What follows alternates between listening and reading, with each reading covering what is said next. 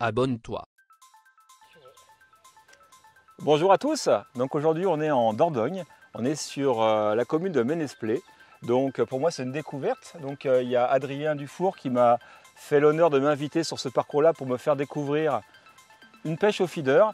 Et en fait aujourd'hui ce qu'on va vous faire découvrir c'est comment débuter simplement au feeder pour les personnes qui veulent vraiment se mettre à cette technique-là qui est toute nouvelle pour elles. Donc là Adrien va nous faire part de son expérience. C'est un jeune pêcheur. Mais il va faire partie de l'équipe de France, en tout cas il est présélectionné dans l'équipe de France des moins de 25 ans.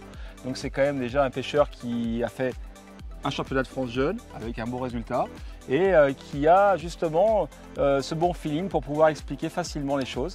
Et on va découvrir avec lui justement comment aborder simplement la pêche au feeder en étang, en sachant qu'aujourd'hui on va être face à un plan d'eau qu'on peut retrouver dans toute la France en termes en tout cas de typographie, c'est peu profond.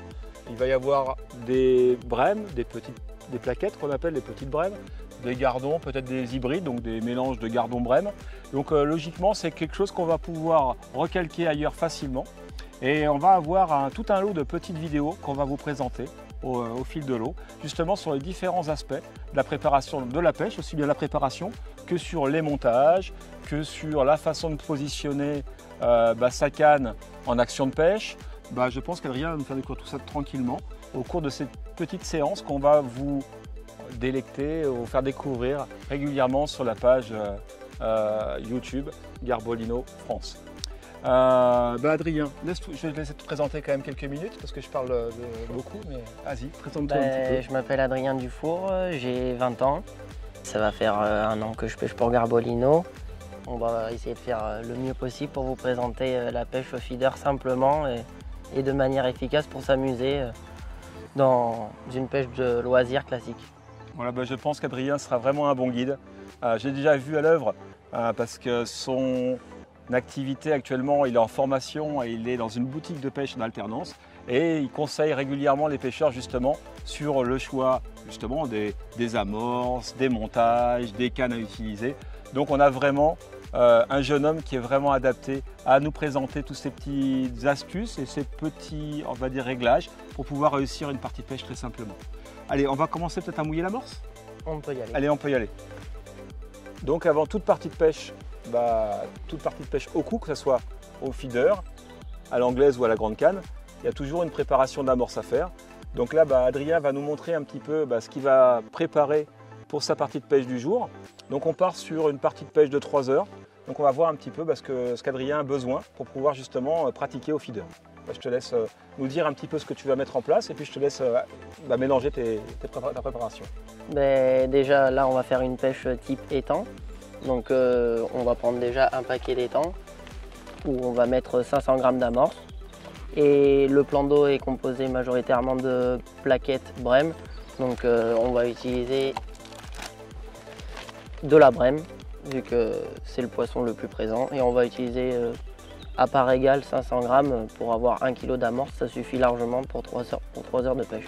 Donc là c'est vrai que c'est intéressant parce qu'on se rend compte que le feeder est une pêche, on le sait depuis toujours, mais ceux qui vont débuter au feeder vont s'en rendre compte. C'est une pêche assez économique en termes de 1 kg d'amorce seulement pour 3 heures de pêche.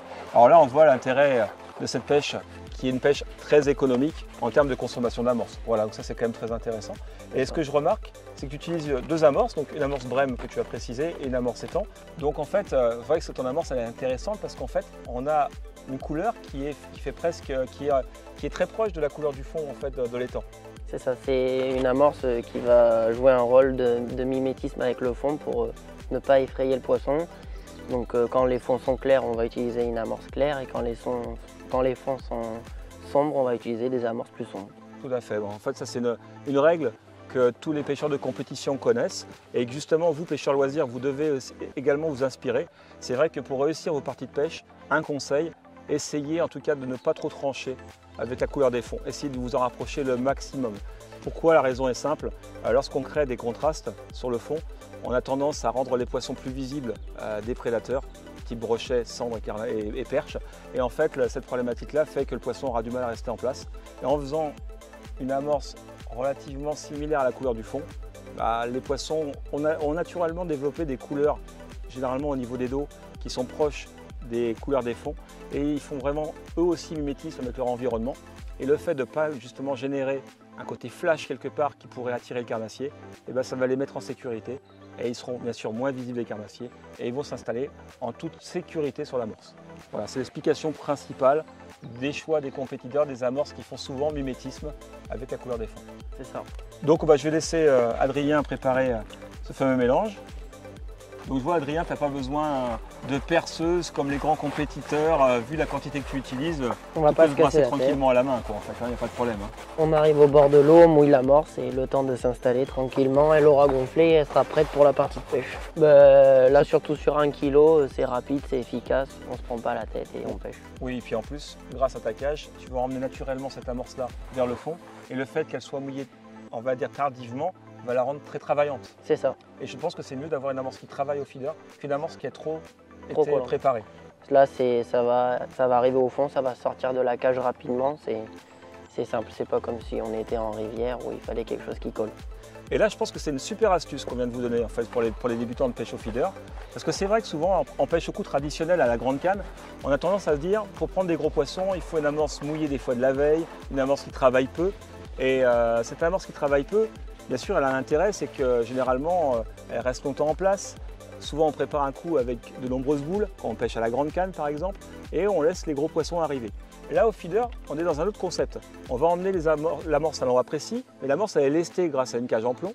Et cette cage en plomb, justement, le problème, c'est que si l'amorce est inerte, elle ne va pas se dégager de la cage, elle va rester coincée dedans, et puis elle ne va surtout pas appeler des poissons.